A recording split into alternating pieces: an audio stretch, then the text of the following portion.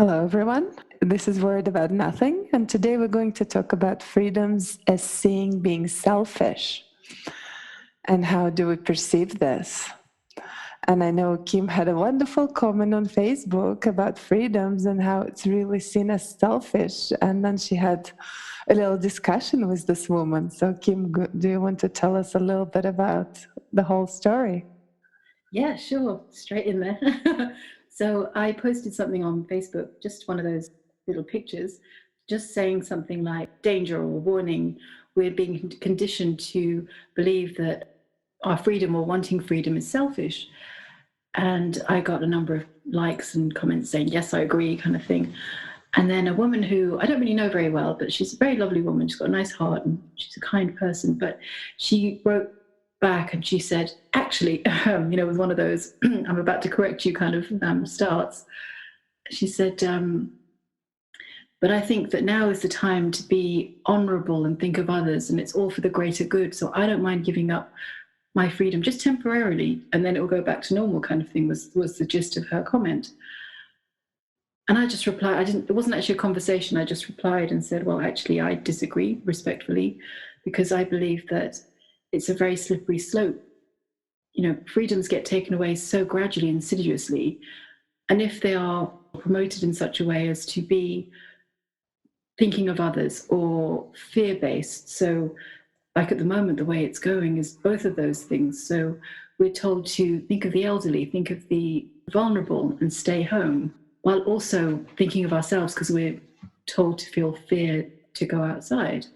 And so I was saying to her, well, our basic human rights basically have been violated because freedom of movement is being restricted, freedom of speech is being restricted. We're not allowed to say things that disagree with the party line, as it were. And it's just happening so gradually, and people are just going along with it because they're believing the lie. They're believing what's being told, basically. And that just really concerns me because, like this woman, for example, she's a very nice woman. She's very kind. She's intelligent. She's all of these things. And I'm not saying that people who believe it are not intelligent, but she believes so strongly that I was talking crap. She felt the need to correct me. And then she hasn't replied. So I don't know whether she's now dismissing me as a conspiracy theorist or whatever it may be. But I just found it a little bit concerning that she felt the need to tell me off.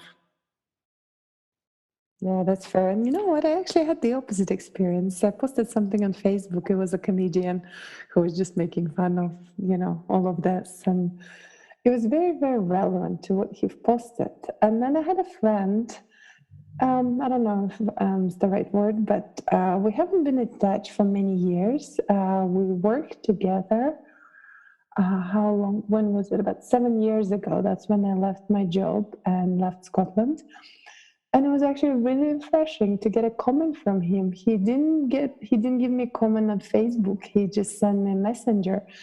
And I hope you wouldn't mind if I read it because it was so actually refreshing and it made me feel good. It made me want to post more because some people do really appreciate it. So what he basically said that I really appreciate what you posted on Facebook because let me just see. He just said, I like that video you posted because I'm glad to see that someone is fed up with the mainstream media lies and propaganda. It seems that everyone has lost their ability to think or have an opinion of their own now. Unfortunately, most of my friends and my family are buying into it and hope your family, is doing fine. But it's just kind of interesting what he said. And then he also said that YouTube and Facebook are now removing anything that disagrees with WHO, which is ridiculous because WHO is funded by Gates and covered up by China from the beginning of this. What's happening to our freedoms of speech? Like you say, I wish more people would open up their eyes and see what is really going on here and to fight for our freedoms. In a few months' time, people are now going to realize everything they just gave up, and by then it would be too late. So I just thought this comment was really relevant to what we're talking about. And I was like, yeah, some people do aware of what's going on and some people are willing to fight for our freedoms. It was very refreshing to see that. Yeah, definitely. He's right. I think to some degree, certain people are becoming more and more aware of what's happening, but it almost seems to be creating even more of a divide. So on Facebook at the moment, I'm seeing more and more posts, people saying things like, so half the world seems to think this, agreeing with the conspiracy theories, and the other half seems to think this. So people are more and more aware that there's this huge divide. And that's interesting because I know that even just looking at some of the astrology, and I know a few astrologers said that there could be a civil war in the US. I mean, it doesn't mean that it will happen, but it's just talking about that this whole divide could actually really divide people, and people will end up having an argument between themselves or a little fight. I don't know. Yeah, it's definitely splitting people up, but I guess that's the only way. At least there is more people are now willing to believe in something else, not just what the mainstream media is telling them.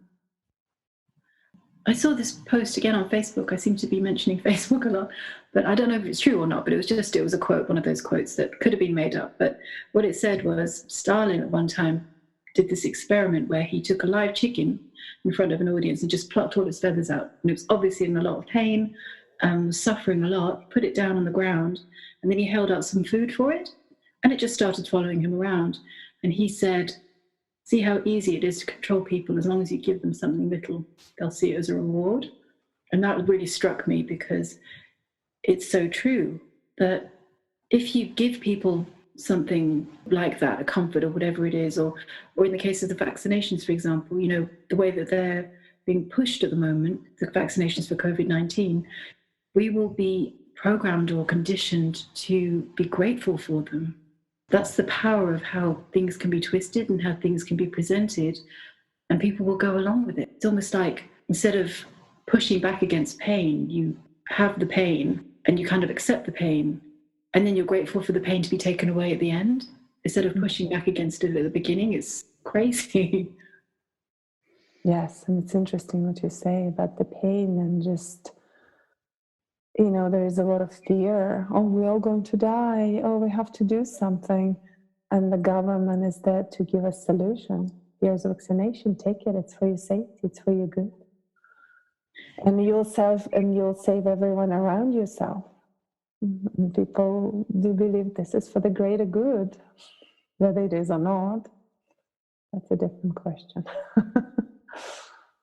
And again, it's the government. We're so conditioned again to look up to these people who, more and more people are seeing or disagreeing with what the governments are saying or seeing them as corrupt or what have you. But it's interesting how in some situations, like I know some people, for example, who will talk at length about how the governments are corrupt about this and politics and everything is just wrong and it's all lies and it's all manipulation.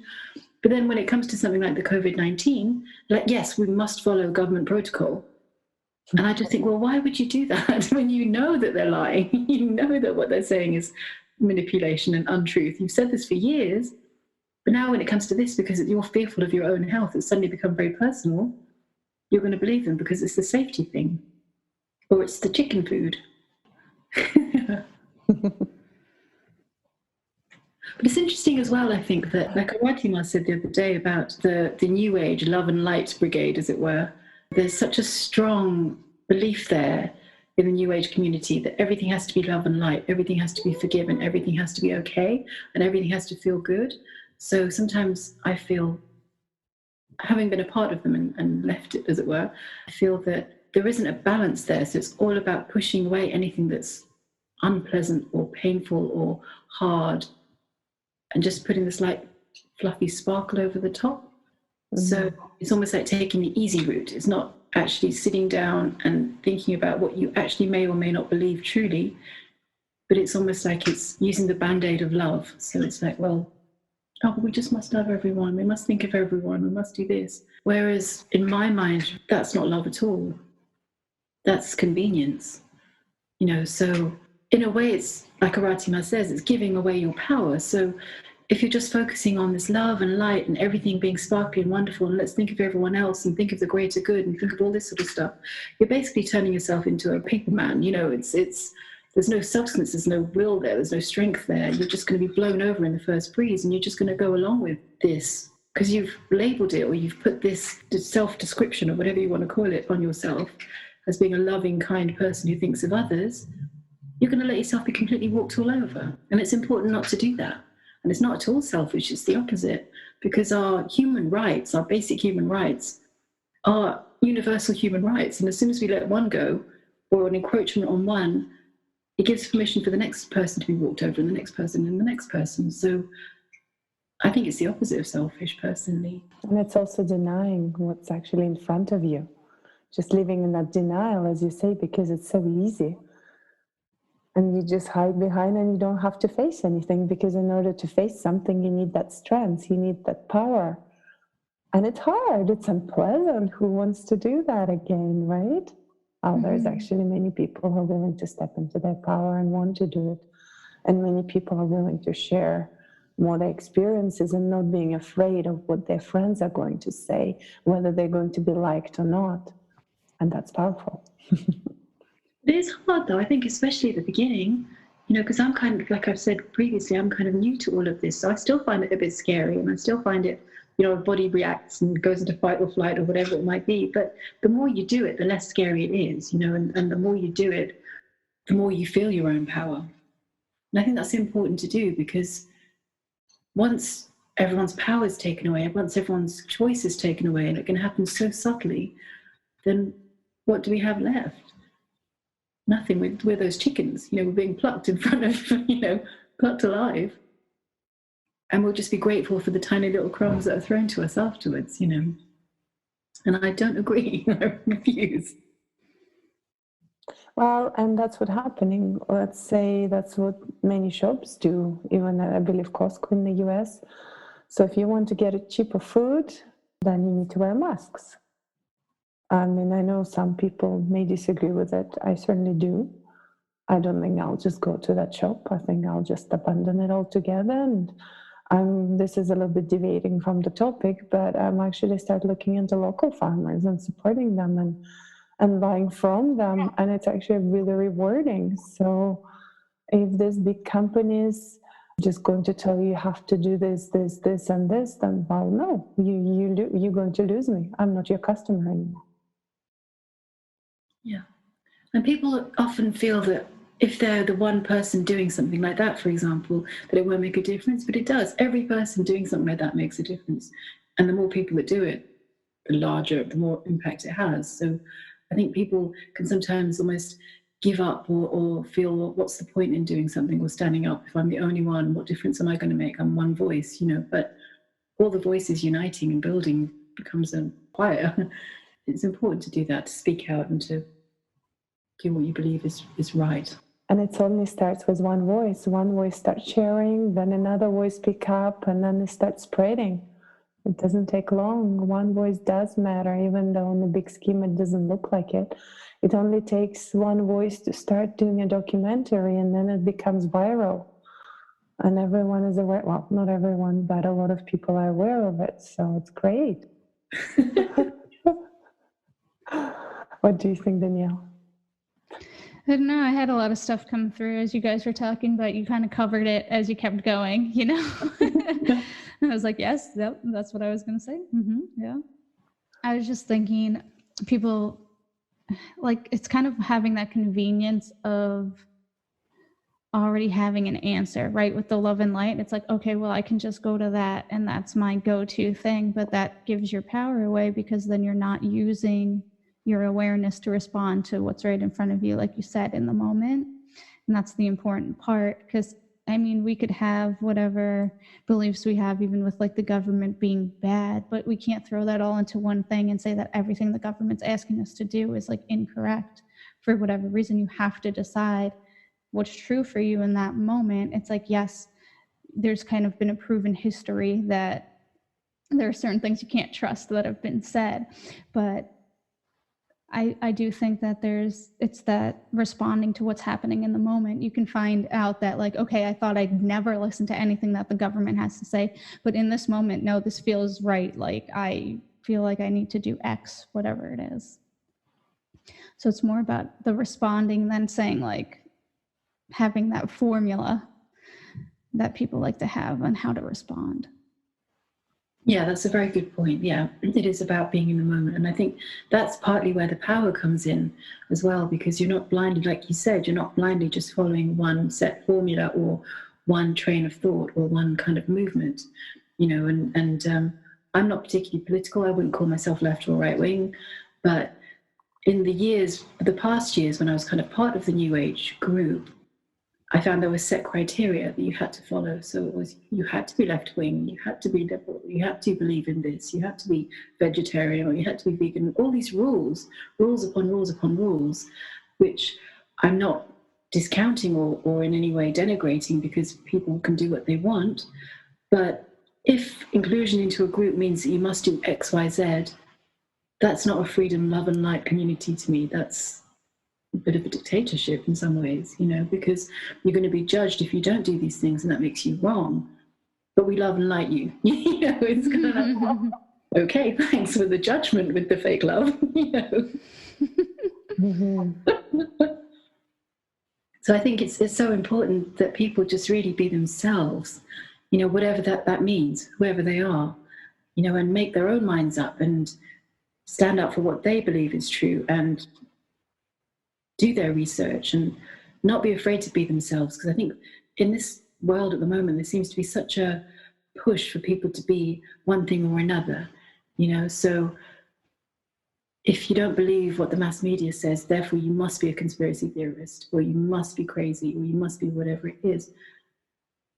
And there's an immediate label that goes on, you know, a kind of description and lots of labels that are added to you when you're put in that box. And we've spoken about this before. But it shouldn't be that way, in that anybody should be able to believe one thing if they feel it's true, and not have to kind of tie in with the whole, yes, we're crazy, whatever it is, or not have to be described as whatever. I'm not being very coherent here, I know, but you know what I mean, in that, you know, Joe Bloggs down the street can believe that the government's lying or that his freedoms have been taken away, as well as, you know, the hippie fairy lady who lives in the woods. You know, it's kind of that there shouldn't be this boxing in, and it seems at the moment that there is very much that divide happening. So it's us against them. It's a very dangerous thing, because like Katya said at the beginning, that's what starts wars. Because if there's strong beliefs, we are right and you are wrong, you are wrong, we're right, there's going to be clashes, and you already see it verbally. Yeah. Definitely there's potential for conflict in that. I think part of the thing to remember is that it's important to have those different points of view, especially for people who weren't awake politically their entire lives. They have to remember at one point they also believed something other than they believe now. And it's not about getting everybody to believe the same thing, but having compassion for other people and their beliefs. I think the biggest issue, though, is when someone's beliefs are causing them to kind of act in a way that might create an infringement on your rights. So I think that's where kind of, it's like they believe something. So people like are believing, right, that it's important that you stay home. We should track people who are not staying home to force them to stay home. This is where the issues start to arise, because now you're trying to control other people, which I'm definitely not for. That is like, my political beliefs are completely on the other side. Let people do whatever they want as long as it's not harming someone else. So when someone's beliefs are saying you have to stay home because I say so, like that, it goes right against everything that I believe. Like, your political beliefs are now telling me that it's okay for you to control me. Like, absolutely not, because I would never do that to another person. I wouldn't force someone out of their house or into their house. It just wouldn't. That's a good point. And even I was talking about masks again. I don't mind if other people wear them. Do whatever feels comfortable for you, but don't push me to wear one because it's convenient for you or because you want to control me. So totally agree with you, Danielle, on that. It's also, it makes me laugh sometimes, even though it's not funny, but it does make me laugh. It's like before all of this happened, you know, before the coronavirus kicked in, people that felt so strongly about vaccinating their children, you know, because I've got some friends who have kids and they don't vaccinate their kids, they've decided not to. And there's this huge uproar and outcry from all the parents of the vaccinated children at their schools, you know, saying, no, you can't bring your child here because he's not been vaccinated. No, how dare you, blah, blah, blah, all this kind of stuff. And you kind of look at them and go, but you vaccinate your children. You believe that vaccinations are going to save them. They're going to protect them from all these diseases. So why are you worried about this one unvaccinated child that's coming in? Surely they should be the one that's worried, or the parents should be the one that's worried. And it's the same with the masks. It's like, well, if you're concerned enough and worried enough to want to wear a mask and wear gloves outside, fine, do what you want. That's absolutely fine. But if you believe so strongly that the masks and the gloves are saving you from contamination, then why should it matter if somebody else is not wearing one? Mm-hmm. If you've got the shield, I've been trying to do mental gymnastics this entire time to come up with a good reason, but I feel the exact same way. I'm like, if you're doing this because you believe it's going to protect you, why does it matter what anybody else is doing? Because you have your protection in place. So is it protecting you or not? Because I'm having a hard time following, the train of thought here and the logic behind it, because it's either you're doing it because it's protecting you and it's working, or what? Yeah, it's crazy. And using that as well for the, reporting people that are going outside. Like, well, if you feel that you need to stay inside to protect yourself from airborne virus germs, fine, do that. But if you believe that people going outside are more at risk of this, of catching it, and you see people in the park, why are you reporting them? Is it because you don't want to see them enjoying themselves? Is it because you feel that you want to be on the side of the law and kind of seem like a good citizen?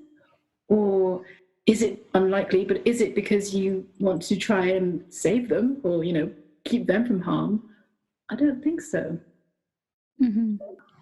I think that people are thinking, well, if everyone stays at home, that this situation can be resolved much faster and we can all be outside and there is no spread and there is no harm to the economy.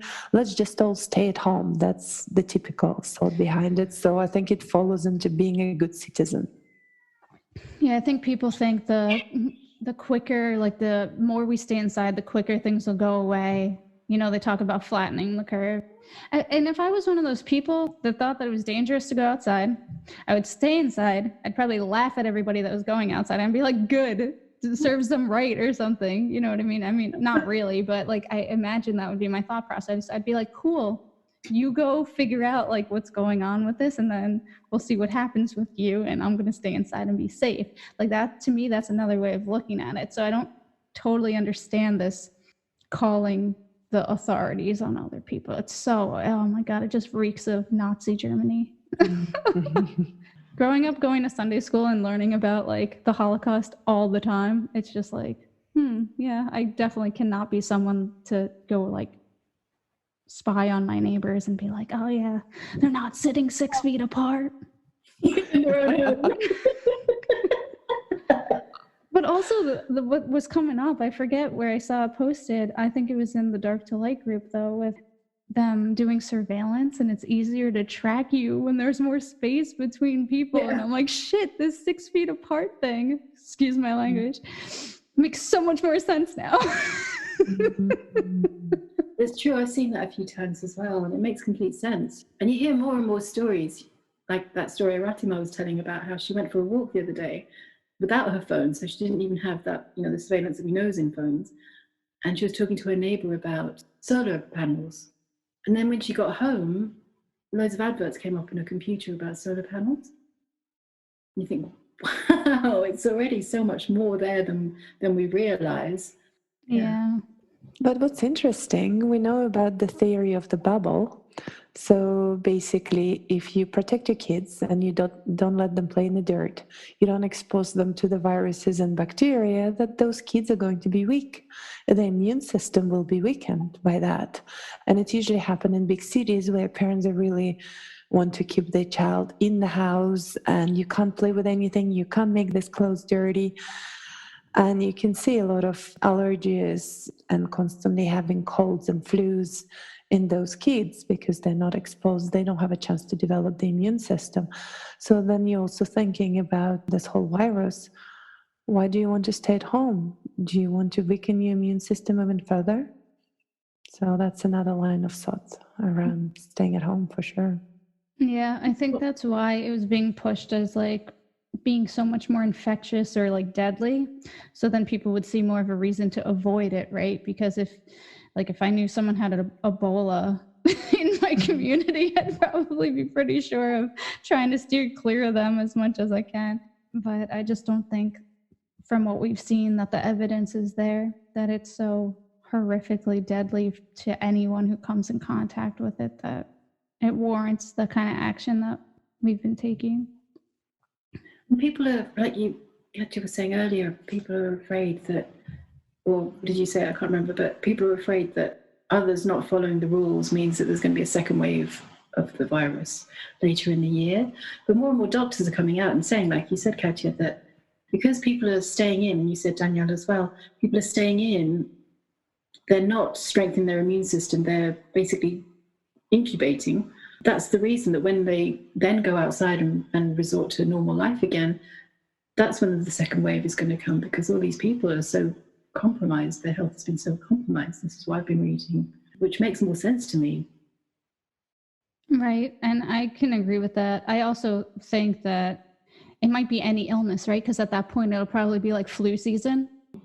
So it might not necessarily even be, CV. So yeah, it just made me think of the video that I've recently seen about them.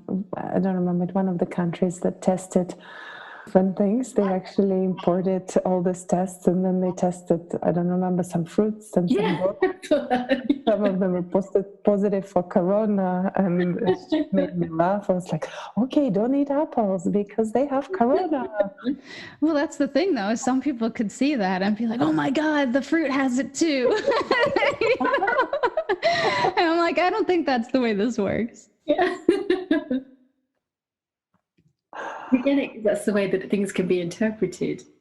Because I think when it comes to freedoms, people don't always understand or know what freedom is, or they have different perceptions of what freedom is. So it's almost like being in a goldfish bowl and feeling free because you can swim in that small space that's safe and comfortable and known. I think people often will look for, especially in times of fear, people will look for some kind of leadership or guidance or some kind of safety. It's like going to mum when you're a kid and you fall over. People kind of huddle together and look for that. And it's almost like, to some degree, anybody who has that air of authority, whether it's given or taken, will be listened to because it's comforting. Somebody knows what's happening. Somebody's in charge. Somebody's telling us what's right or wrong. I know what you're saying, because like yesterday, May 9th, we had snow here. Yeah. And I even found myself like looking outside being like, what is going on?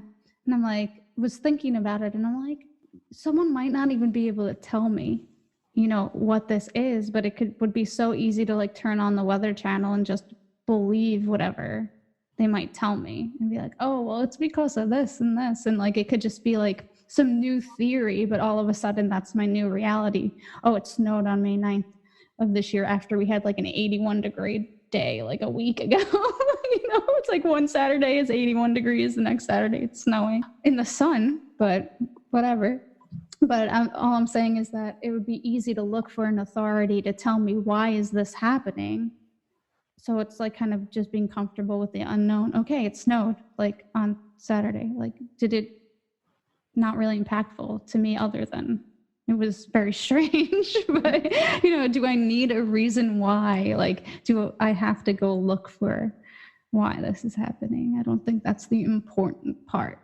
Because a lot of people are also taking this and they're saying like, oh, well, it's the planet, it's because we've been so bad to the planet. So now the planet's developing these viruses to get rid of us. I don't believe that for a second, but I know people do. And it's just the why that they've attributed to what's going on. Because for some reason, if we feel like there's a reason for something happening, like somehow there's something we can do about it. Like we have some sense of control. And that's true. You feel that you're in control of what's happening. And just talking about freedoms, what I was thinking about, if there is a full freedom of speech, then how does it matter what people post about? Why would it matter if it's conspiracy theory or if it's anything else? Just let people be free. Why do you want to remove so many videos the moment they've been posted? Whether it's true or untrue, just let them be. But the moment you start removing it, that's when you start thinking, oh, but what about the freedom of speech? Where is it all going? Why do we need to control what's on the internet? It should be all free. People have the right to post what they think about, of course, as long as it's not abusive to other people, but it's their right. And not everyone, if you don't like it, don't read it. No one is pushing you to read it. But by removing all of this, I also feel that more people want to know more about it, which is great. And at the same time, there is control.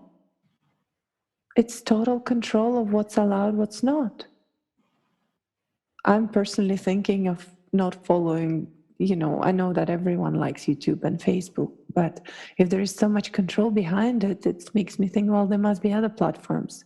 But then again, as somebody was saying, it's dividing people up.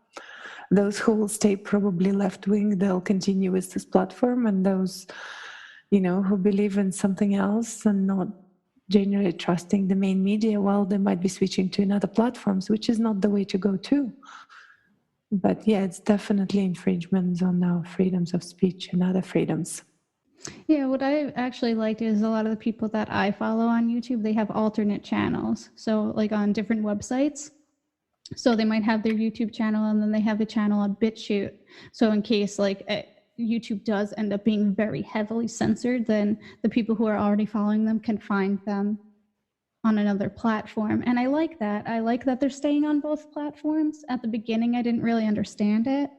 But at some point, I mean, like you reach more people because that's like YouTube is like the platform for video if people are going to look for you.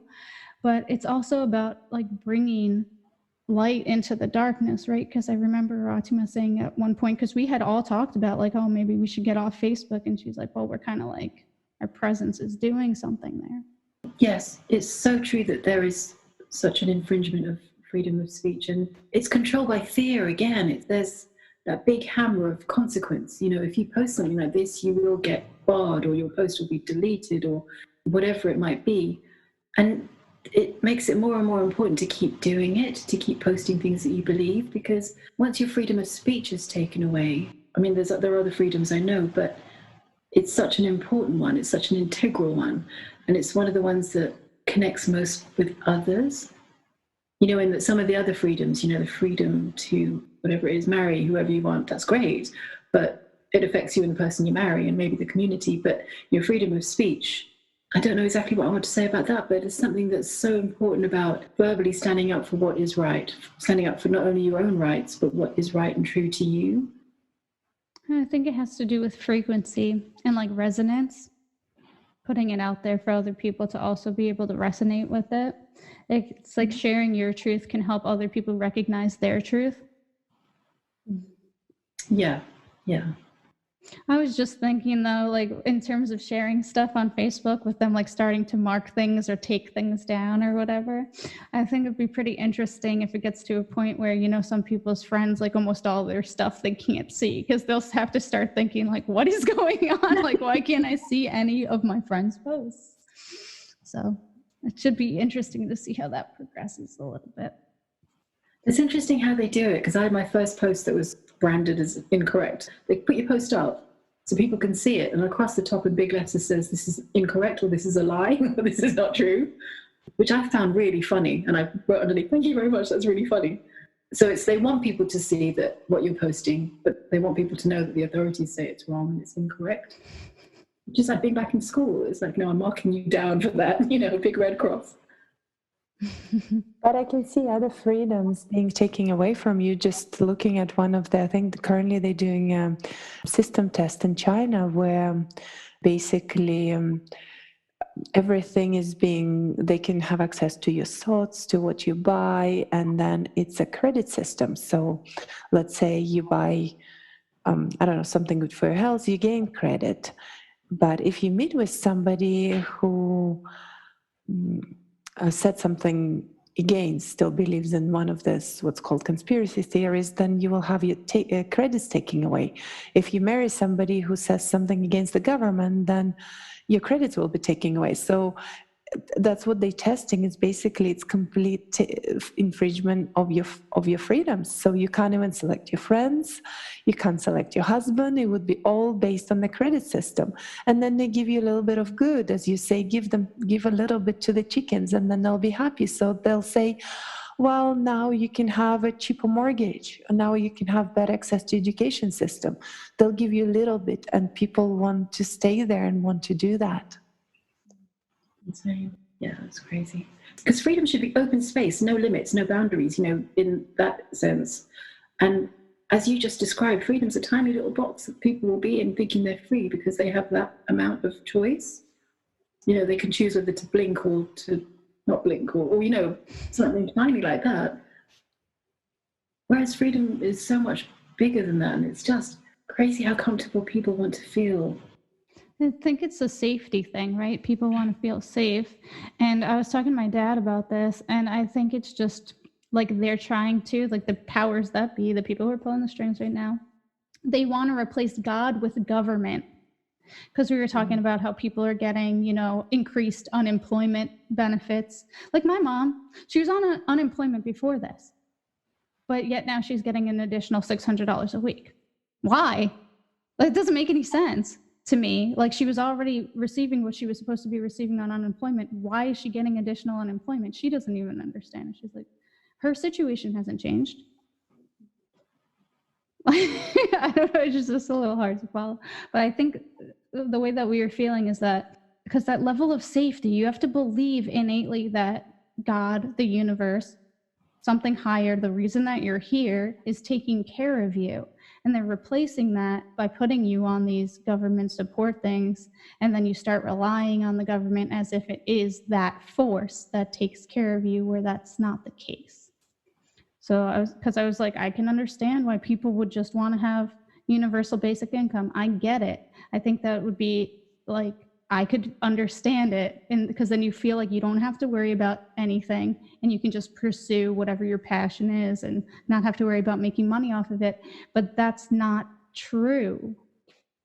It's not the government that takes care of you. It's like as soon as you become dependent on something outside of yourself, then they can just manipulate you. Like you said, with the credits, Katya, they can give you credits, they can take them away. They can give you income. They don't like what you're doing, they can take it away. Exactly. And it was kind of interesting. Our province was giving away some credits at the beginning, not credits, some money for those people who lost job due to the virus. But in order to receive it, you had to register for the provincial ID thing. So and I was like, that's the catch. So when I tried to do it, I was like, okay, sure, I'll do it.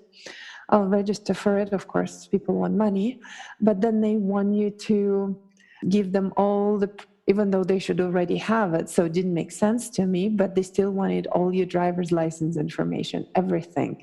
And they want to send it to you via mail. So they double check that this is the address where you live. And then once you get that code, you enter it and to get the full access to the site.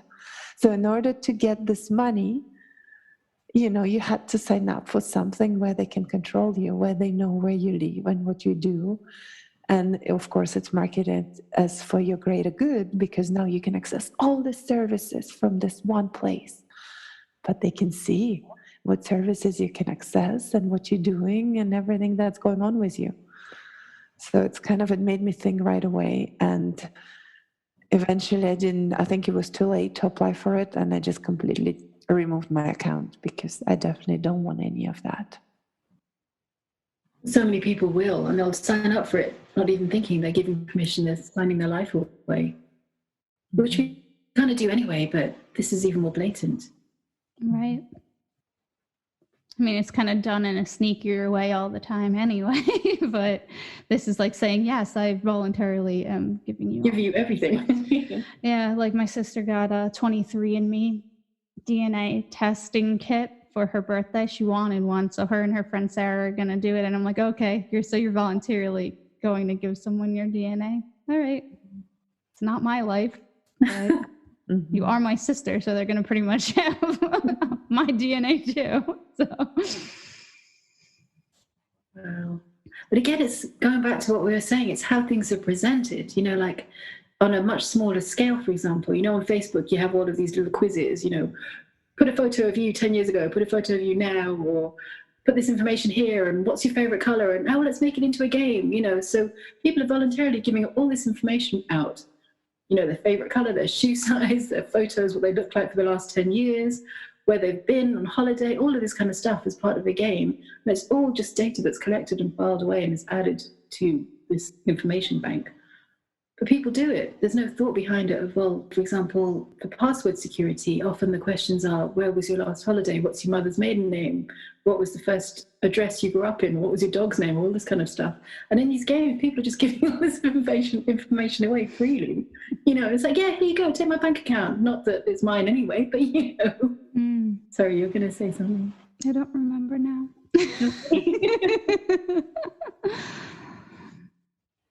But yeah, it's true what you were saying, though, going back to what you were saying about people wanting to feel safe. But sometimes it can be such a kind of head in the sand safety, which is safe because you can't see anything coming, but it's all around you, you know. Like, stick your head in the sand and there's people with spears standing around you, but you can't see them, so you're okay. You know? Right. Yeah, I remember now. I was going to talk about control, because people are like, why is it a big deal if they know this information? I'm not doing anything wrong. Why do I care if they know stuff about me? And I'm like, it's just like a privacy thing. I'm like, they will use it to control and manipulate you. And I don't know, there's just this belief that, like, well, if I'm not doing anything wrong, why is it a big deal that people know stuff about me? You know, like, well, you don't have to necessarily be doing something wrong for people. They can twist things, you know, and all of a sudden you are doing something wrong and they have all of this information to prove it. I just think that it's a nefarious reason for people to want to know all these things about you, aside from manipulation. But I think it's really easy to kind of manipulate things like around a situation. So it's like, if you have all of this surveillance on a person, then they could say, oh, well, they were doing this and this means that, and kind of like create their own story. If you become a dissenter, you know, just against something that they're for, then they can say, well, you know, kind of lump you in a group and make it, give good reason why you're a danger to the community and you need to be put away somewhere. Like having coronavirus. This person tested positive. Must put them somewhere. Well, thank you for listening to us and for listening to Worried About Nothing. Today we talked about freedoms and the infringements on our freedoms. Hopefully you really enjoyed this conversation, and if you did like it, please share it with your friends and join us in again next week. We'll have another wonderful topic to discuss. Thank you.